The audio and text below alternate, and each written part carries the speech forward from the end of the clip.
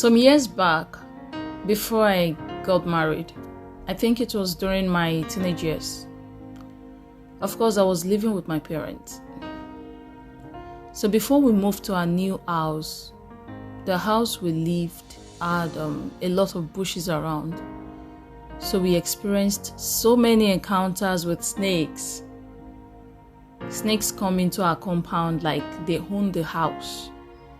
It was really, really frustrating there. We just see them often in our compound, but we were lucky enough that they did not enter into the house, although we tried every protective measure to prevent them from coming in. But one day, we were not so lucky. One of these snakes crawled into the house the night before. And obviously, we did not know something crawled in because it was dark. And there was actually a place it stayed all through the night because it did not see anywhere it could really enter. So it stayed at that corner without moving. And do you know that every one of us in the house were walking to and fro at that same corner, and none of us could see it because it was dark. And the snake was so quiet as if it was dead. Thank God we were not armed. So throughout the night till morning, it was still there. The next morning, I woke up after my mom had woken up. Others were still sleeping. And in the house, we share one restroom, which is not far from the corner.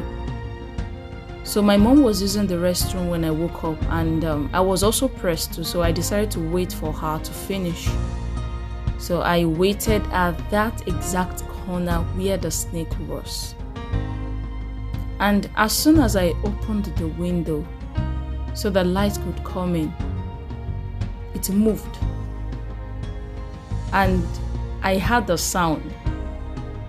As I turned, lo and behold, a very big snake. That day I knew I could shout and run. Well, it was eventually killed by my dad.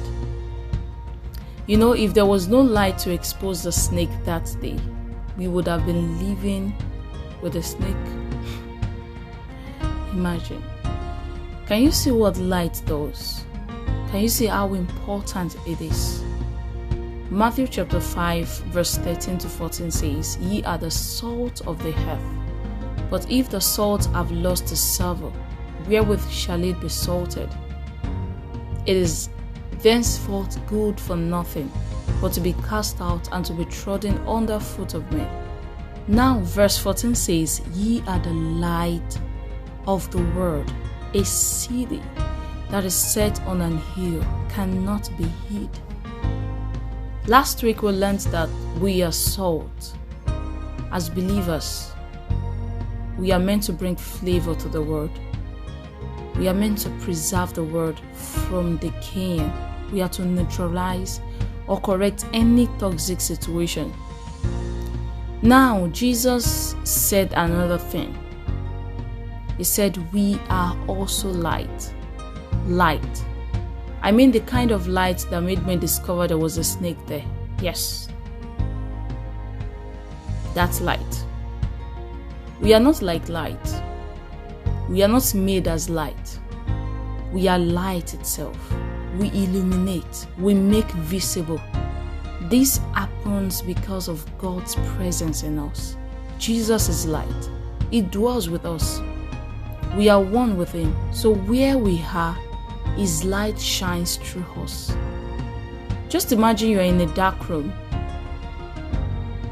very large room with a crowd of people trying to find a light to get your way through in the room, and suddenly there was a beacon of light in the corner or at a corner of the room. You know, there are two things that light will cause. That little light would at least make visible what is in the room. And secondly, the people in the room will be drawn to the light. They will find themselves moving towards it, at least to see clearly. You and I, in Christ Jesus, are that light. You are that light. I am that light. Our lives are to be an ongoing witness to the reality of Christ's presence in our lives. When we worship God with pure heart, when we love others as ourselves, when we do good without getting tired, when we genuinely love those that will not love us back, when our words and action pull people around us up instead of pulling them down, when you share the gospel with others, then you are shining as light. It is important, however, to know that it is not our light, but the reflection of the light of the world, Jesus Christ Himself, that people will see in us. Friends, be that beacon of light in the darkness, surrounding your family, your workplace, your community, your nation. That beacon of light is bright and unmistakable in its purpose. It warns people of danger. It directs one to a safe place. It provides hope for those who have lost hope. It makes those that thought they would never smile, smile again. Every day, we are surrounded by people wallowing in darkness, separated from the God who loves them. And God uses His children, you and I, to show the way to Him. Beloved, be the reason why someone will feel important. Be the reason why someone who have had a tragic life will smile again. Beloved, shine. Shine your light. Have a blessed week, friends, and keep living the triumphant life. Bye.